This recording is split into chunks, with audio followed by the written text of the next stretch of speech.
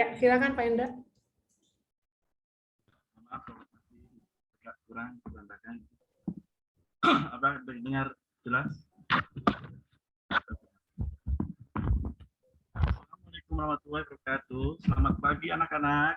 Pagi Bapak. Kabarnya kalian? Pagi, Pak. Pagi, Pak. Pagi, Pak. Sebelum kita memulai pelajaran, lebih baik kita berdoa dulu ya, supaya kegiatan hari ini bisa terlaksana dengan baik dan lancar. Ketua kelasnya, Pak Irmanto, tolong untuk dipimpin. Baik Bapak. Berdoa. Baik teman-teman, sebelum kita mulai kita berdoa dulu ya, menurut agama dan kepercayaan. Berdoa kita mulai. Berdoa selesai. Terima kasih untuk ketua kelas. Siapa hari ini yang tidak masuk sekolah? Ada yang tidak masuk? Bapak absen ya. Bu Halimah, Hadir, Pak. Bu Saria Maria Ulfa, hadir ya. Bu Siti Munawaro hadir. Pak Irmanto, tadi Hadir, sudah Pak. Bu Maria. Hadir, Pak. Pak Andi, gimana hadir? Hadir Pak. Bu Yunita, Hadir, Pak. ya. Baiklah, kalau sudah hadir semua. Untuk yang tidak masuk, lain kali bisa membawa surat ya. Iya Pak. Anak-anak, pada pembelajaran sebelumnya, kalian telah mempelajari tentang keberagaman sosial budaya. Coba sebutkan salah satu keragaman yang hanya dimiliki Indonesia dan menjadi ciri khas bangsa kita. Coba siapa yang ingin menjawab? Saya Pak. Saya Pak Guru. Ya, apa Bu?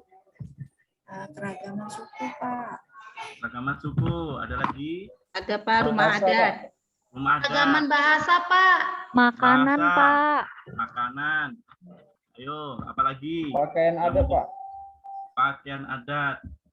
Atau yang disebut bisa batik itu bisa ya? Bisa, Anak-anak? Pak. Bisa. Jawa Pasti batik kan Pak. di setiap daerah itu pasti memiliki keberagaman, yaitu batik yang berbeda-beda. Ya. Nah, pembelajaran hari ini, sudah saya tampilkan dulu ya, yaitu tentang tema 3 makanan sehat, subtema 3 pentingnya menjaga asupan makanan. Tujuan pembelajaran kita hari ini yaitu melalui tayangan video, siswa dapat mengidentifikasi gangguan pencernaan pada manusia secara tepat. Nah, melalui wawancara pada 5 orang sekitar, siswa mampu menjelaskan penyebab gangguan pada pencernaan dan memelihara kesehatan organ pencernaan manusia dengan baik. Yang ketiga, melalui tayangan video, siswa dapat membandingkan motif-motif batik yang ada di provinsi Indonesia dengan tepat dan cermat. Melalui tayangan video, siswa dapat mengidentifikasi alat dan bahan yang akan digunakan dalam membuat batik dengan tepat. Siswa mampu membuat gambar motif batik yang dicontohkan oleh guru dengan baik. Nah, ini kita akan menayangkan sebuah video. Nanti kalian bisa untuk menemukan apa penyebab, baik itu bagaimana cara mencegahnya.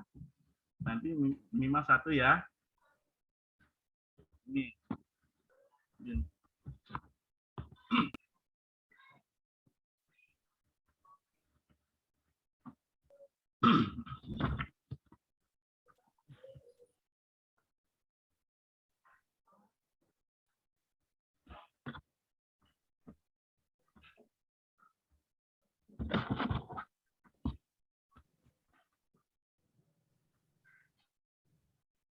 Suaranya nggak ada.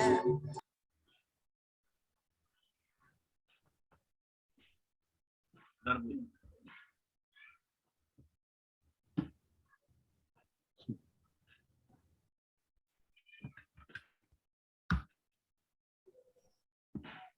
Terlalu dalam kerusakannya karena telah sampai merusak saraf gigi. Pada umumnya, penyakit gigi dan mulut disebabkan oleh kurangnya menjaga kebersihan mulut. Oleh karena itu, dengan memerhatikan kebersihan gigi, menyikat gigi minimal 2 kali sehari, membersihkan gigi dengan menggunakan bedang gigi, obat kumur, atau berkumur dengan larutan garam dan air hangat dapat membantu mengurangi plak pada gigi. Serta pemeriksaan gigi secara teratur dapat mengurangi perkembangan bakteri yang menyebabkan terjadinya penyakit pada mulut dan gigi. Selain itu, kita juga harus mengurangi makanan-makanan manis, seperti permen, minuman bersoda, atau makanan manis lainnya, agar jumlah plak yang menempel pada gigi berkurang. Kita dapat berkumur dengan air setelah sakit mah atau gastritis merupakan penyakit yang menyebabkan terjadinya peradangan atau iritasi pada lapisan lambung. Mah dapat diakibatkan meningkatnya asam lambung, infeksi bakteri Helicobacter pylori, peningkatan asam lambung, stres, makan tidak teratur, dan mengonsumsi makanan yang terlalu pedas atau asam. Mah dapat dicegah dengan cara makan teratur, makan secukupnya, cuci tangan sebelum makan, menghindari makanan yang memicu produksi asam lambung yang berlebihan, seperti makanan asam, makanan pedas, dan kopi. Nah, sudah ya anak-anak ya. Itu adalah video tentang macam-macam gangguan pencernaan manusia. Sekarang, siapa yang mau itu menguraikan macam gangguan pencernaan, penyebab dan cara mencegahnya? Satu aja. Siapa? Ayo. Dari video tersebut. Pak Andi. Saya, Pak. Iya, Bu Sri. Coba sebutkan satu saja. Tentang mah, Pak. Mah itu terjadinya di lambung, Pak. Meningkatkannya asam lambung, infeksi, stres, makan tidak teratur, dan mengkonsumsi makanan yang asam dan pedas, Pak. Terus, cara mencegahnya seperti apa? Cara mencegahnya, kita bisa makan teratur, makan secukupnya, dan cuci tangan sebelum makan, Pak. Itulah tadi yang disampaikan dengan teman kita, Bu Munawaro, itu adalah penyakit mah ya. Iya. Penyebabnya tadi stres, makan, dan mencegahnya itu kita harus makan tepat waktu. Nah, kalau sudah, mari kita bentuk kelompok ya anak-anak ya. Ini kelompoknya. Kelompok 1 ada Bu Yaya Sukriya, Bu Halimah, Pak Justinus, Bu Sari Mariufa. Kelompok 2 ada Pak Hermanto, Pak Andi, Bu Yunita. Kelompok 3 ada Bu Siti Munawaro, Bu Maria, Bu Yois. Nah, tugasnya apa? Yaitu kita akan melakukan wawancara pada 5 orang yang ada di sekitar. Wawancaranya yaitu tentang jenis gangguan pencernaan yang pernah kamu alami. Terus penyebab gangguannya seperti apa? Hal apa saja yang pernah kamu lakukan agar tidak mengalami lagi gangguan pencernaan tersebut. Coba teman-teman, coba anak-anak itu ya, untuk melakukan wawancara di sekitar ya. Siapa? Baik, Pak. Nanti dipresentasikan satu kelompok. Maju.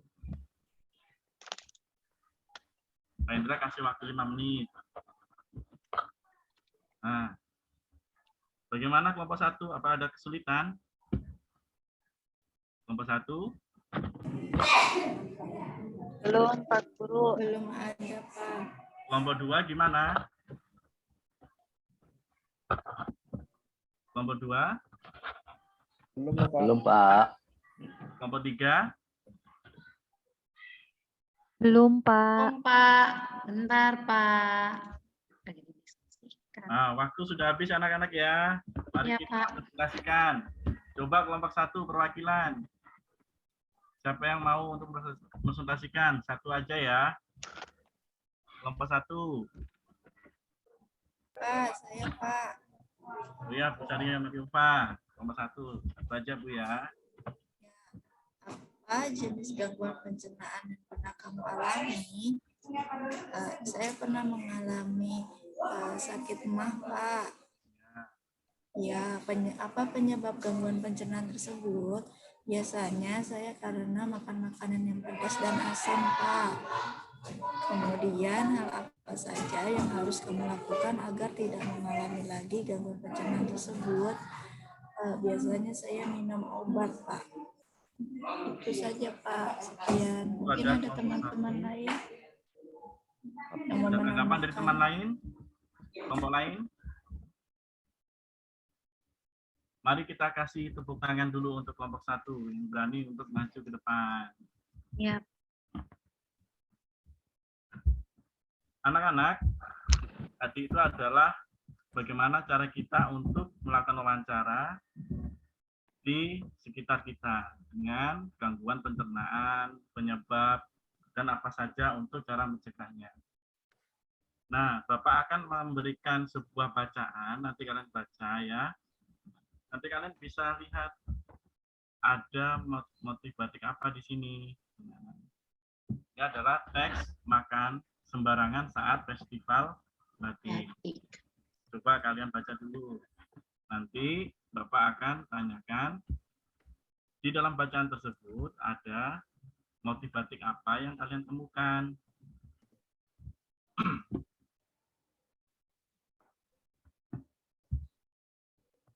Nah, ayo coba siapa yang mau untuk menemukan ada macam motif batik apa saja. Batik ini, Pak. Batik Pekalongan, Pak. Oh, batik Pekalongan. Ada apa lagi? Batik Parangkusumo, Pak.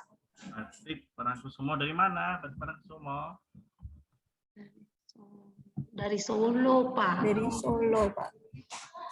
Nah, itu ada lagi batik apa lagi? Batik Bono, Pak. Megamendung dari Cirebon, Pak. Dari Cirebon. Nah, setelah ini Pak Indra akan memberikan video ya, macam-macam batik yang ada di Provinsi Indonesia. Coba kalian simak dulu.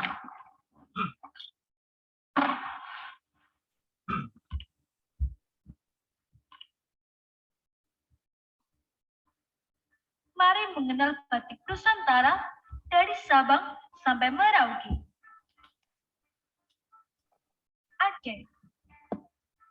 Daerah paling barat dari Indonesia ini memiliki warna dan corak batik yang membedakannya dari daerah lain.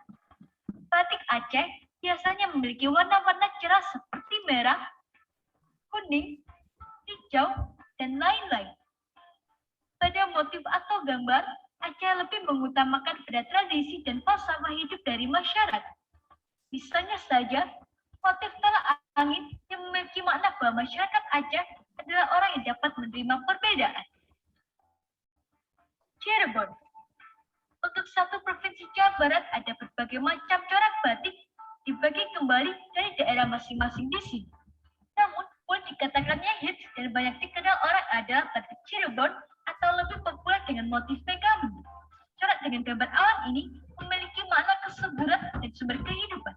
Sebab awan yang diidentikan dengan hujan akan membawa air yang menjadi sumber kehidupan di bumi, maka disebut Megamendung.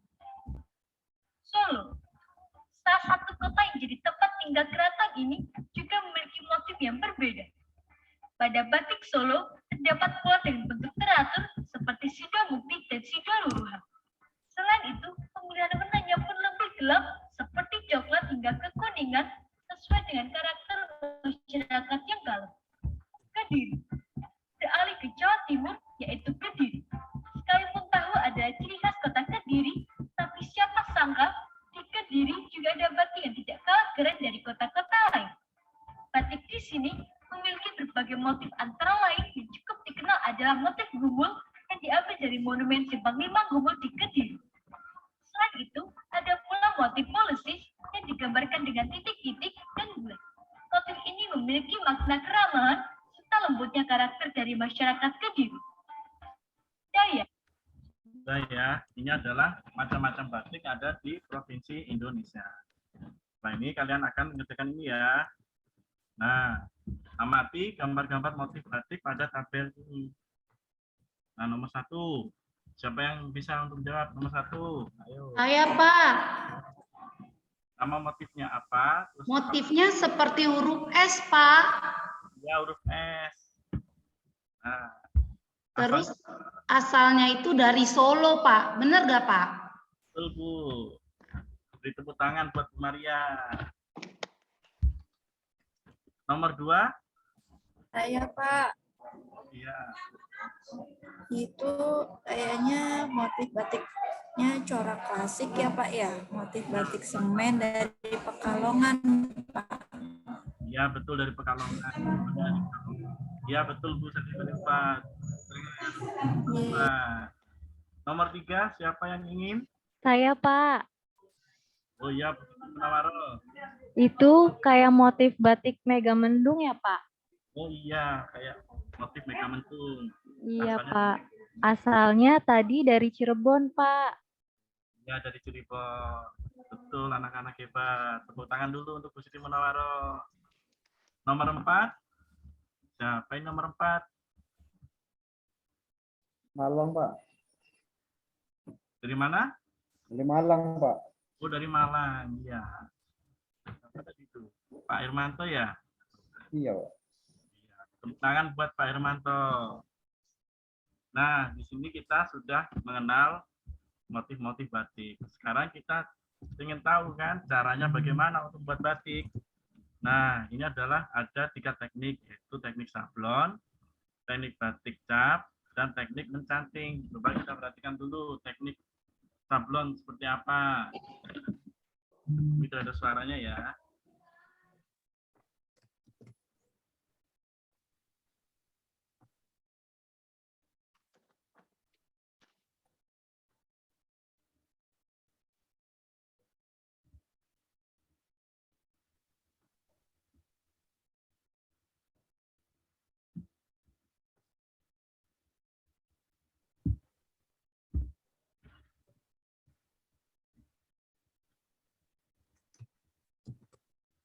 Ini adalah teknik sablon. Setelah itu kita lanjut lagi ke teknik batik cap. Ini kalian lihat ya, mati ya.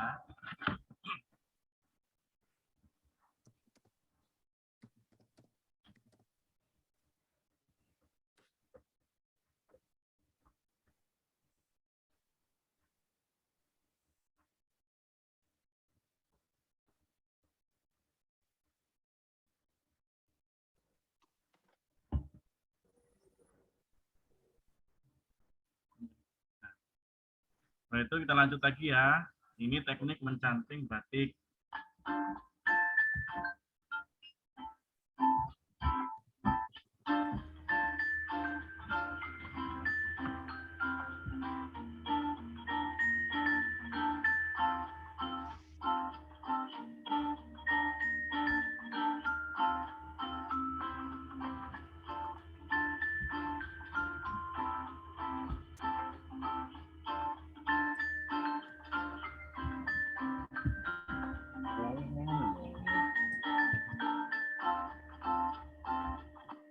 Sudah ya. Setelah itu kalian ini, setelah kalian mengamati video ke-1, ke-2, dan ke-3, kalian bisa menjelaskan teknik-teknik apa saja yang digunakan dalam pembuatan batik tersebut. Tadi kan ada 3 teknik. Nah, coba siapa yang ingin memaparkan teknik apa? Ya, Pak. Ya, coba. Ya, yang pertama tadi teknik sablon batik, Pak. Menggunakan alat sablon dan cat ya, Pak. Ya, Bu. Yang kedua,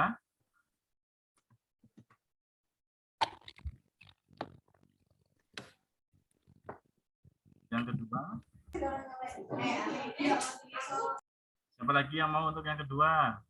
Teknik membatik yang kedua. Pak Justinus, Teknik batik kedua. menggunakan cap ya, Pak? Menggunakan cap, betul Bu. Iya. Untuk teknik yang ketiga, coba. Yuk.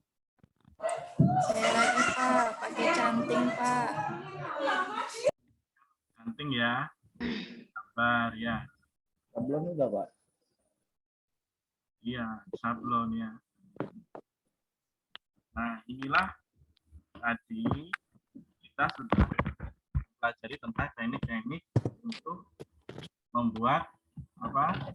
Membuat batik. Sekarang kalian dari pembuatan batik tersebut, kalian buatlah satu rancangan gambar motif batik pada buku gambarmu. Nanti kita akan tampilkan di mading ya. Yang bagus nanti kita taruh di mading buat proyek kita ya. Dan dari saya, kesimpulannya untuk pembelajaran hari ini adalah bagaimana cara kita untuk pencernaan pada manusia dan mengenal motif batik beserta teknik-teknik dalam membuat batik. Jangan lupa tadi untuk tugas menggambar rancangan batiknya. Itu Hendra lagi ya. Nah, setelah ini kalian nanti setelah pulang, hati-hati di jalan. Sebelum kita pulang, marilah kita berdoa terlebih dahulu. Ketua kelas, tolong dipimpin untuk berdoa terlebih dahulu. Manto. Ya, baik teman-teman, hari ini kita sudah selesai belajar bersama. Kemudian sebelum kita pulang, marilah kita berdoa menurut agama masing-masing. Berdoa, kita mulai. Berdoa selesai, beri salam. Assalamualaikum warahmatullahi wabarakatuh. Ya, terima kasih Pak Setiawan. Jadi ini ya Pak Setiawan ya, mungkin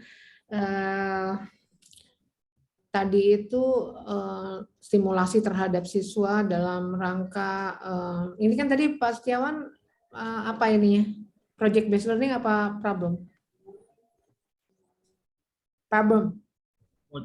Project ya. Nah, jadi stimuli terhadap siswa kurang diberikan ya untuk mengenali permasalahan, kemudian mencari alternatif solusi maupun memilih solusi yang terbaik. Nah, kemudian dalam memadukan teknologi, pedagogi, dan materi, mungkin ini apa namanya, sehingga membuat suasana pembelajaran menjadi menyenangkan, ini yang harus dipelajari oleh Pak Setiawan ya. Sebenarnya variasi interaksi sudah ada dan sumber belajarnya juga sudah beberapa jenis gitu ya. Nah, hanya inquiry based activities-nya sehingga bisa memadukan antara critical thinking, creative thinking, reflective thinking, dan decision making dalam kegiatan pembelajarannya itu belum optimal. Volume dan intonasi suaranya Pak Setiawan juga perlu ditingkatkan ya, perlu diperkuat atau ditegaskan. Menurut saya dari saya demikian. Silakan Bu Nursidah ditambahkan. Baiklah, mohon maaf ya Pak Setiawan, bisa nggak saya lihat tujuannya dulu?